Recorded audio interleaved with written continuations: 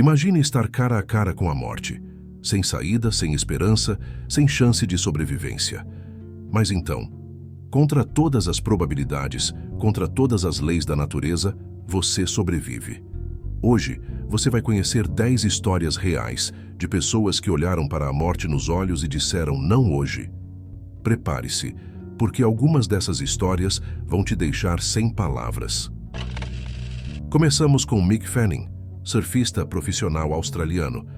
Durante uma competição ao vivo transmitida para milhões de pessoas em 2015, Mick estava sentado na prancha, esperando a próxima onda, quando de repente sentiu algo bater por trás. Antes que pudesse reagir, viu uma barbatana enorme emergindo ao seu lado. Era um tubarão branco de aproximadamente 3 metros. O que aconteceu nos próximos 20 segundos foi puro instinto de sobrevivência. O tubarão tentou morder sua prancha, e Mick fez algo que especialistas dizem que você nunca deveria fazer.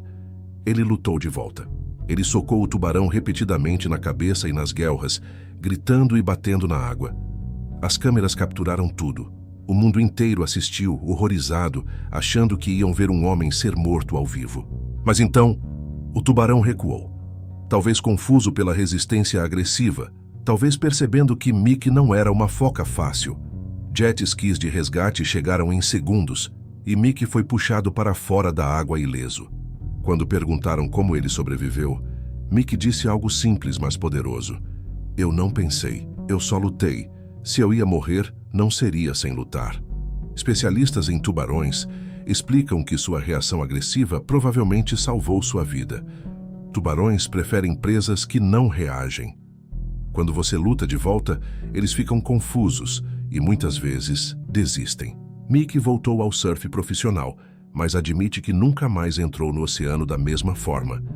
Aqueles 20 segundos mudaram sua vida para sempre. E tudo foi transmitido ao vivo. Milhões de pessoas testemunharam um homem trapaceando a morte em tempo real. Stephen Callahan é um marinheiro experiente. Em 1982, ele estava navegando sozinho pelo Atlântico quando uma tempestade destruiu seu veleiro no meio da noite. O barco afundou em minutos.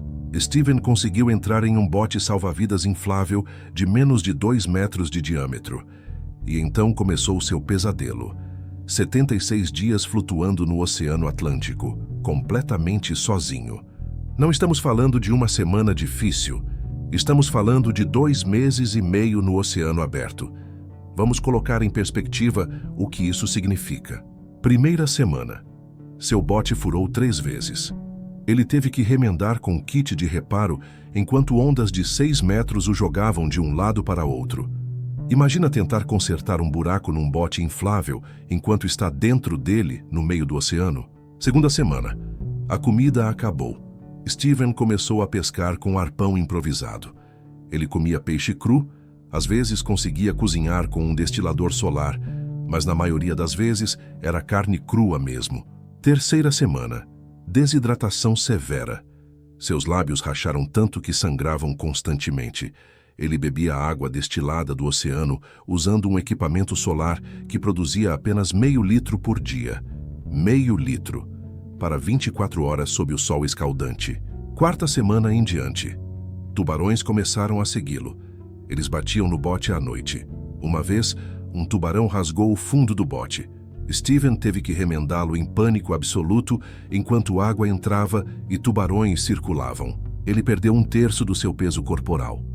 Feridas infectadas cobriam seu corpo. Alucinações se tornaram constantes. Ele via ilhas que não existiam. Ouvia vozes, conversava com o mar. 8 navios passaram perto dele. 8. Nenhum viu seu bote minúsculo. Ele disparava sinalizadores, acenava, gritava. Nada. No dia 76, pescadores das Bahamas finalmente o avistaram. Quando o resgataram, Stephen mal conseguia falar. Seu corpo estava destruído, mas sua mente havia desenvolvido uma determinação sobre-humana. Médicos disseram que ele não deveria ter sobrevivido. A desidratação, a exposição, a desnutrição, qualquer uma dessas coisas sozinha poderia tê-lo matado. Mas Stephen tinha algo que a morte não podia quebrar: a recusa absoluta de desistir. Ele escreveu um livro sobre a experiência, chamado Adrift, que se tornou um manual de sobrevivência marítima. Quando perguntaram qual foi o momento mais difícil, ele disse: todo amanhecer. Acordar e perceber que ainda estava lá, que não tinha sido um pesadelo. Mas então eu pensava: se sobrevivi até agora, posso sobreviver mais um dia. Juliane Koepske tinha 17 anos quando embarcou no voo 508 da Lança, no Peru, em 1971 com sua mãe. Destino: Pucallpa. Eles nunca chegaram. Uma tempestade severa atingiu o avião.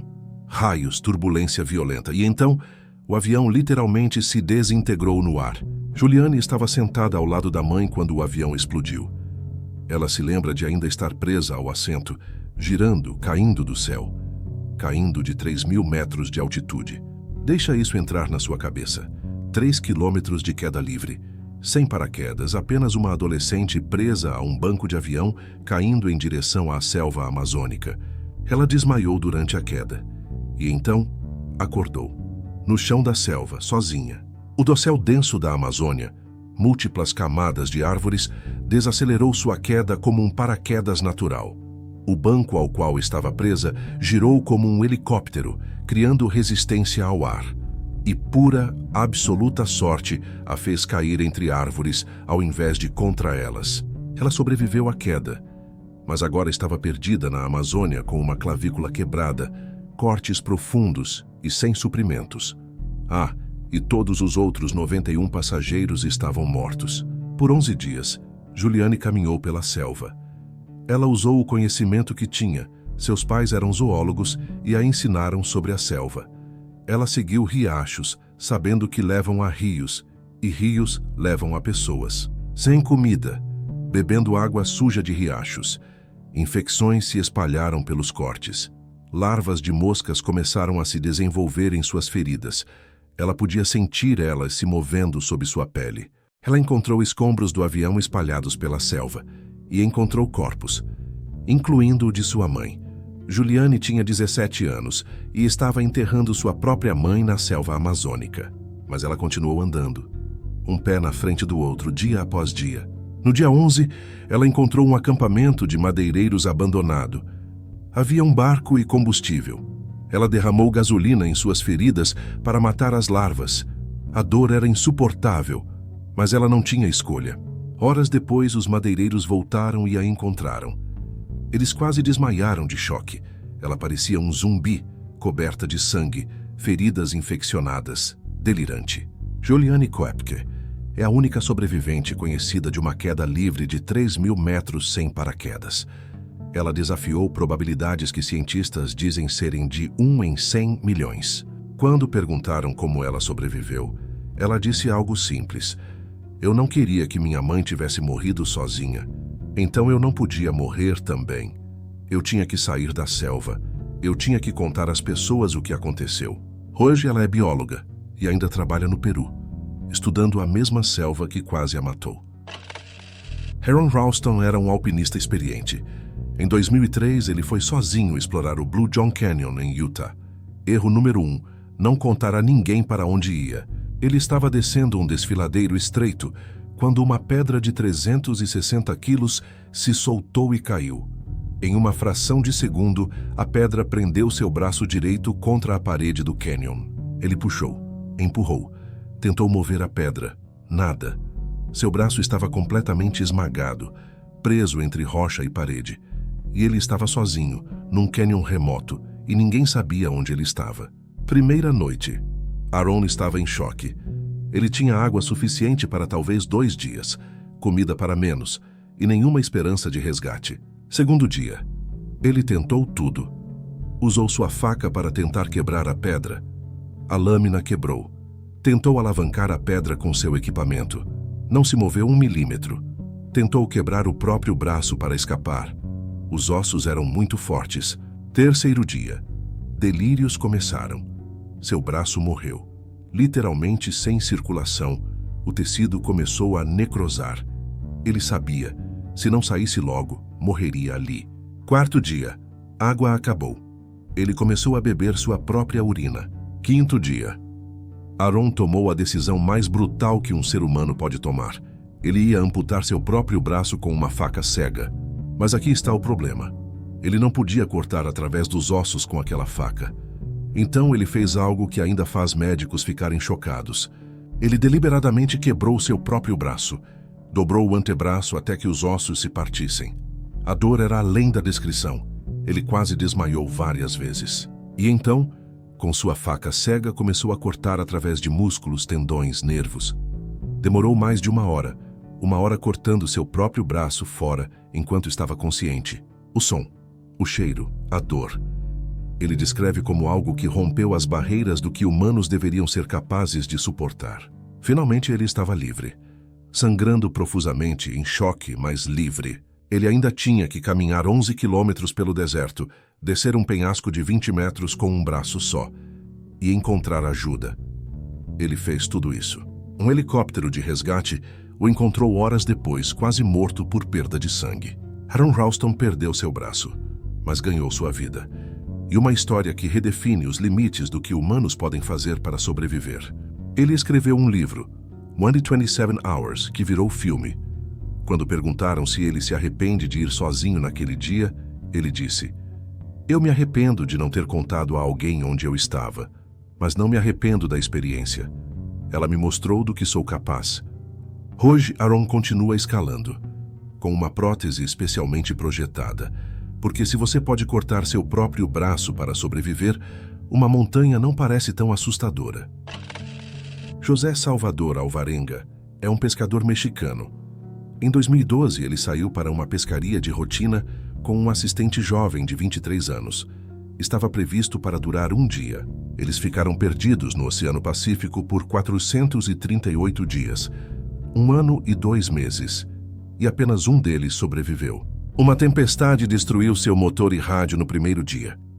A corrente os arrastou para longe da costa e continuou arrastando para o vazio do Pacífico. Primeira semana, comida acabou. Eles começaram a comer peixes crus, pássaros que pousavam no barco, até tartarugas. Bebiam sangue de tartarugas quando não chovia. Primeiro mês, o assistente Ezequiel começou a desmoronar mentalmente. Ele se recusava a comer. Dizia que preferia morrer. Quarto mês, Ezequiel morreu. Ele simplesmente desistiu. José ficou com o corpo por 6 dias antes de ter forças emocionais para jogá-lo ao mar. E então começou a verdadeira provação de José. Mais de 1 ano no oceano, completamente sozinho. Meses 5-10. José perdeu completamente a noção do tempo. Ele conversava com o barco, com o oceano, com Deus, com Ezequiel morto. Ele cantava, dançava sozinho, criava jogos para manter a sanidade. Seus cabelos cresceram até a cintura, barba longa e emaranhada, pele queimada e descascando constantemente sob o sol implacável. Ele comia tudo que capturava: peixes, tartarugas, pássaros, tubarões pequenos. Ele aprendeu a morder tubarões no pescoço quando eles pulavam no barco. Imagina lutar corpo a corpo com tubarões porque é sua única fonte de comida. Ele viu navios distantes. 11 vezes ele viu navios. Nenhum o viu de volta. Mês 14. José avistou terra. Uma ilha. Ele não acreditou. Pensou que era outra alucinação, mas era real. Ele havia derivado do México até as Ilhas Marshall, mais de 10.000 quilômetros através do Pacífico. Quando as pessoas o encontraram, não acreditaram em sua história. Ele parecia um náufrago de filme. Magro, barbudo, pele destruída, olhos selvagens. Falava português com sotaque estranho de tanto tempo sem falar com humanos. Médicos estavam chocados que ele estava vivo. Sua história deveria ser impossível, mas testes confirmaram. Ele realmente esteve no mar todo aquele tempo. José volta ao oceano regularmente agora. As pessoas acham loucura, mas ele diz: "O oceano tentou me matar e falhou. Agora eu não tenho medo de mais nada." 438 dias, mais de 1 ano, sozinho, no oceano, e sobreviveu. José Salvador Alvarenga redefiniu o que significa sobreviver ao impossível. Hugh Glass era um caçador e explorador no território selvagem de Montana em 1823. Durante uma expedição, ele se deparou com uma ursa grizzly protegendo seus filhotes. O que aconteceu nos próximos minutos é um dos ataques de animal mais brutais já documentados. A ursa o atacou com fúria incompreensível. Ela o jogou no chão e literalmente começou a rasgar sua carne com garras e dentes. Hugh lutou de volta, mas um urso grizzly adulto pesa 300 quilos e tem força para quebrar um pescoço de alce. Seus companheiros de expedição ouviram os gritos e mataram a ursa. Mas quando viram Hugh, acharam que ele estava morto. Seu couro cabeludo estava parcialmente arrancado, garganta rasgada, costelas expostas, perna quebrada em múltiplos lugares, costas laceradas profundamente. Ele mal estava respirando. A expedição não podia esperar. Território hostil, inverno chegando. Eles deixaram 2 homens para enterrar Hugh quando ele morresse. Mas esses 2 homens ficaram com medo, pegaram todo o equipamento de Hugh, até sua arma e faca, e o abandonaram vivo. Hugh acordou sozinho, gravemente ferido, a centenas de quilômetros de qualquer ajuda no início do inverno, sem armas, sem suprimentos. Ele tinha 2 opções, morrer ali ou fazer o impossível. Hugh decidiu rastejar. Não podia andar, perna quebrada. Então ele rastejou. 350 quilômetros. 6 semanas rastejando através da região selvagem de Montana. Ele colocou seu corpo rasgado em uma carcaça de búfalo podre para impedir que a carne necrosasse. Comeu raízes, frutos selvagens, qualquer coisa. Ele deixou larvas de mosca limparem suas feridas. Sim, deliberadamente deixou vermes comerem carne morta. Quando sua perna começou a curar o suficiente, ele começou a andar. Um pé na frente do outro. Dia após dia, semana após semana. Ele atravessou o território de tribos hostis. Escapou de mais encontros com animais. Sobreviveu ao início do inverno sem abrigo adequado. 6 semanas depois, Hugh Glass cambaleou para dentro do Forte Kiowa. As pessoas gritaram de choque. Eles pensavam que ele estava morto há mais de um mês. Hugh não apenas sobreviveu. Ele procurou os 2 homens que o abandonaram, não para vingança, como esperavam, mas para olhá-los nos olhos e dizer que ele sobreviveu apesar deles. Médicos modernos analisaram as feridas descritas nos diários da época e concordam. Hugh não deveria ter sobrevivido ao ataque e, definitivamente, não deveria ter sobrevivido a uma jornada de 350 quilômetros em seu estado. Mas ele tinha algo que o manteve vivo, pura raiva, misturada com uma vontade inabalável de provar que podia sobreviver. Sua história inspirou o filme O Regresso, com Leonardo DiCaprio. Mas o filme nem chega perto do horror e determinação reais da jornada de Hugh Glass. Ele continuou sendo caçador por mais 10 anos, antes de ser morto, em um confronto com nativos americanos em 1833. Mas esses 10 anos extras, ele não deveria tê-los. Ele trapaceou a morte de uma forma que ainda desafia a explicação. Evan Muncie tinha 28 anos, quando o terremoto devastador atingiu o Haiti em 2010. Ele estava trabalhando em um supermercado quando o prédio literalmente desmoronou sobre ele. Imagine, um momento você está trabalhando normalmente, no segundo seguinte tudo desaba. Escuridão completa, dor inimaginável e silêncio assustador. Evan estava preso sob escombros de concreto. Suas pernas estavam esmagadas. Um pedaço de parede prensava seu tórax. Ele mal conseguia respirar, quanto mais se mover. Primeiro dia, gritos por ajuda. Mas também haviam milhares de outras pessoas gritando. O Haiti inteiro estava em ruínas. Suas chances de ser encontrado eram mínimas. Segundo e terceiro dias, sem água. Sua garganta estava tão seca que ele não conseguia mais gritar.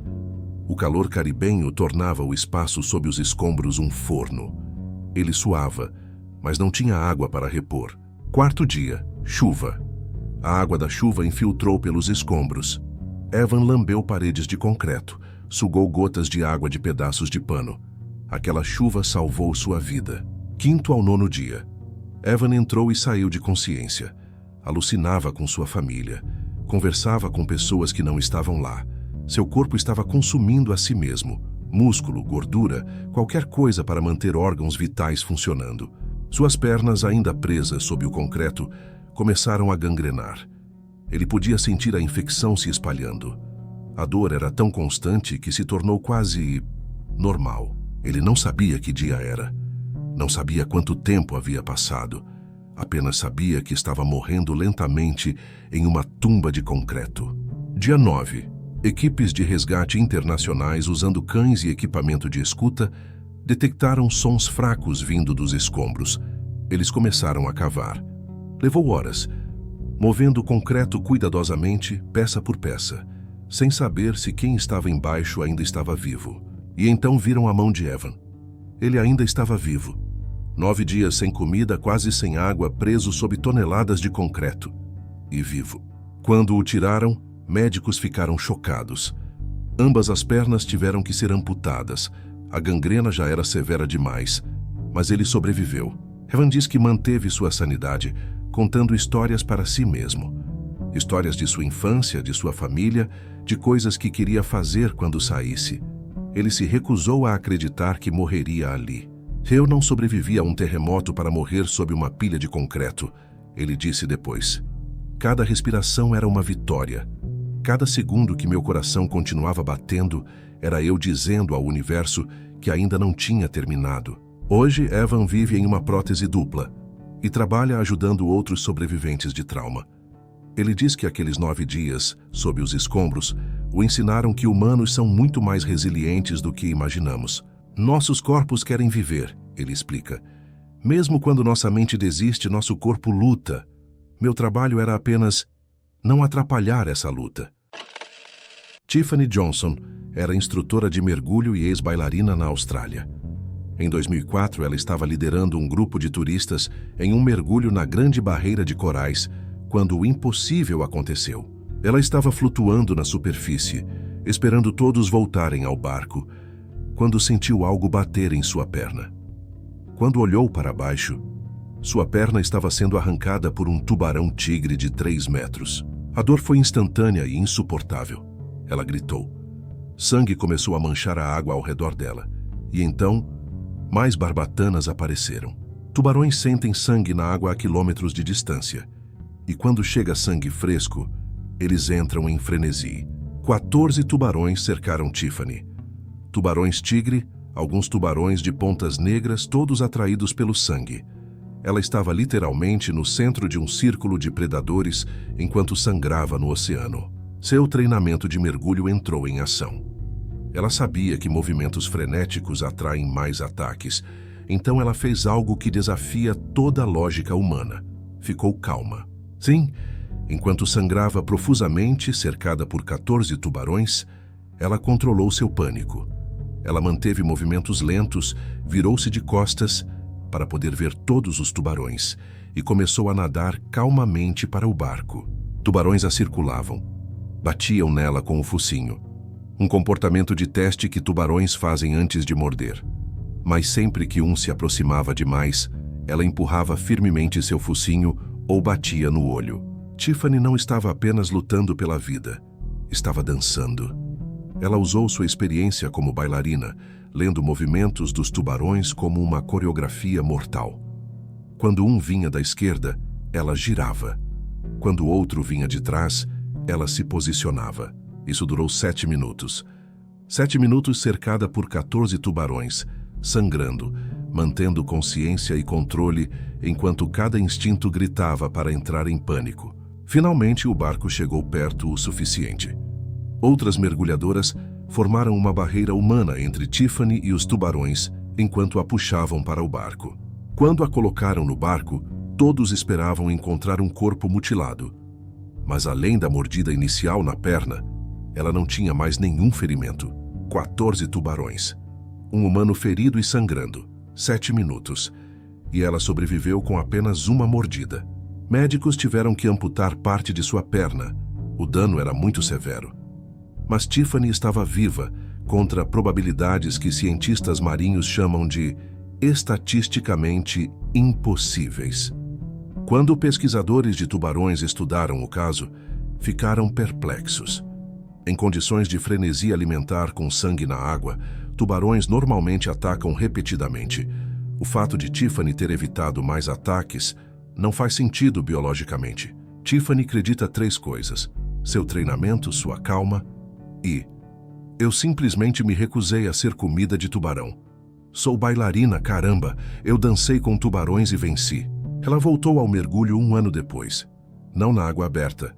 Ela admite que desenvolveu medo saudável de tubarões, mas em tanques controlados, ensinando outras pessoas sobre segurança marinha. Se eu deixar aquele dia me derrotar, ela diz, então os tubarões venceram. E eu não faço isso, eu não deixo nada me derrotar. Mauro Prosperi era corredor de maratona ultracompetitivo. Em 1994, ele participou da Marathon des Sables, uma corrida de 230 quilômetros através do deserto do Saara. Então você já sabe, isso não vai acabar bem. 6º dia de corrida. Uma tempestade de areia massiva atingiu sem aviso. Ventos de 100 km por hora. Visibilidade 0. Mauro se perdeu do grupo em minutos. Quando a tempestade passou, ele estava completamente sozinho no Saara, sem comida, sem água suficiente, sem ideia de onde estava. Primeiro dia perdido. Mauro seguiu direção que achava correta. Estava errado. Na verdade, estava andando para longe das rotas de resgate, mais fundo no deserto.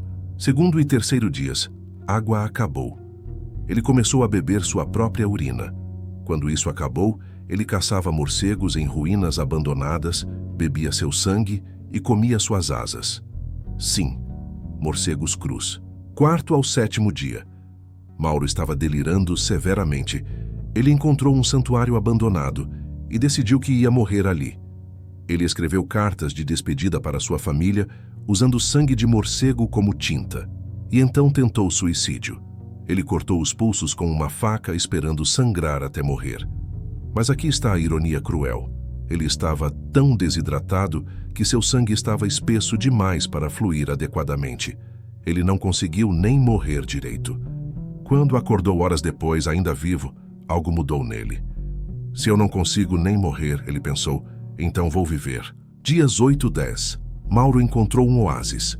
Ele bebeu, encheu tudo que podia carregar e continuou andando, mas estava andando na direção errada. Ele havia atravessado a fronteira para a Argélia sem saber. Dia 11. Pastores nômades encontraram Mauro cambaleando pelo deserto. Ele havia perdido 16 quilos. Estava completamente delirante. Seu fígado estava falhando. Rins quase em colapso total.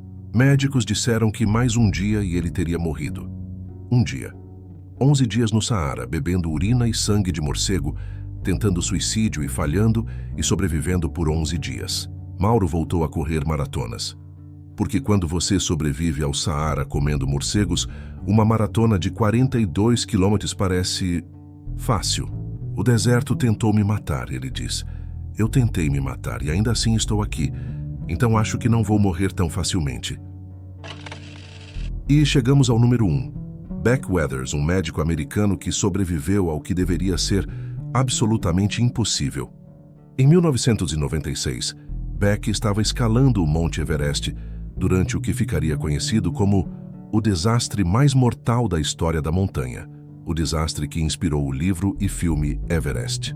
Acima de 8.000 metros está a Zona da Morte, chamada assim porque o corpo humano literalmente começa a morrer. Não há oxigênio suficiente. Cada respiração é uma luta. Cada passo pode ser o último. Beck estava descendo quando uma tempestade massiva atingiu. Ventos de 160 km por hora. Temperatura de menos 40 graus Celsius.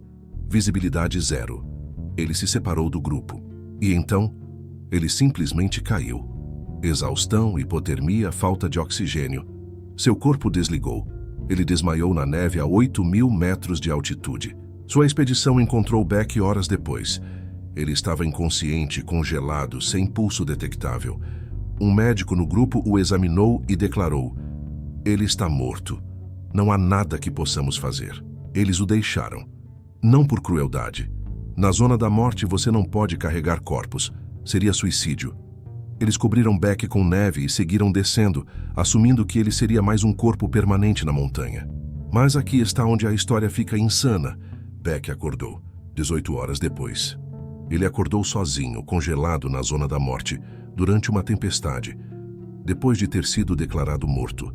Quando recuperou consciência, ele estava coberto de neve, não conseguia ver, córneas congeladas, e não sentia as mãos. Qualquer pessoa racional teria entrado em pânico e morrido. Mas Beck Weathers era médico. Ele sabia exatamente o que estava acontecendo com seu corpo, e ele sabia que tinha talvez 1 hora antes de realmente morrer. Então ele se levantou, cego, congelado na zona da morte durante uma tempestade de neve, e começou a caminhar. Ele não podia ver. Então ele seguiu o som do vento e a inclinação da montanha, tropeçando, caindo, levantando de novo, movendo-se puramente por instinto de sobrevivência e conhecimento médico de que parar. Morte. Horas depois ele cambaleou para dentro do acampamento. Pessoas gritaram de terror. Eles achavam que ele era um fantasma. Ele deveria estar morto. Eles o deixaram para morrer. Mas ali estava Beck Weathers vivo. Mal, mas vivo. Seus ferimentos eram catastróficos. Ambas as mãos completamente congeladas. Teve que amputar. Nariz congelado, amputado, parte do rosto necrosado. Ele ficou permanentemente com cicatrizes e desfigurado, mas sobreviveu. 18 horas inconsciente na zona da morte, declarado morto, deixado para trás. E ele voltou. Médicos que o trataram depois disseram que não tem explicação. Não há precedente médico. Ele deveria ter morrido de hipotermia, de edema cerebral, de falta de oxigênio, de qualquer uma de uma dúzia de causas. Quando perguntaram como ele sobreviveu, Beck disse algo que resume todos os sobreviventes desta lista. Eu tinha uma escolha: deitar ali e morrer confortavelmente no sono, ou levantar e lutar por cada respiração, cada passo, cada segundo a mais de vida. E eu escolhi lutar. Sempre escolha lutar. Beck Weathers perdeu as mãos, parte do rosto, quase a vida, mas ganhou algo mais valioso: a prova absoluta de que humanos são capazes de sobreviver ao que deveria ser completamente impossível. Ele nunca voltou ao Everest, mas também nunca precisou. Ele já provou tudo o que precisava provar. 10 pessoas, 10 situações impossíveis, 10 histórias que desafiam todas as probabilidades e mostram do que o espírito humano é realmente capaz. Tubarões, oceanos, avalanches, ursos, desertos, montanhas, aviões caindo, terremotos. E em cada caso, uma pessoa decidiu que não ia morrer. Não naquele dia, não daquela forma. Essas histórias nos lembram de algo fundamental. Nós, humanos, somos mais resistentes, mais determinados e mais poderosos do que imaginamos.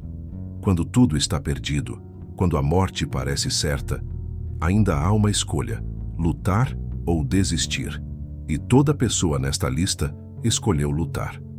Se você gostou deste vídeo, deixe seu like, se inscreva no canal Natureza Chocante e ative o sininho para não perder histórias inspiradoras como estas. Qual sobrevivente te impressionou mais? Você acha que teria a mesma força? Deixe nos comentários. E lembre-se, a natureza é chocante, brutal e implacável, mas o espírito humano, esse é indestrutível.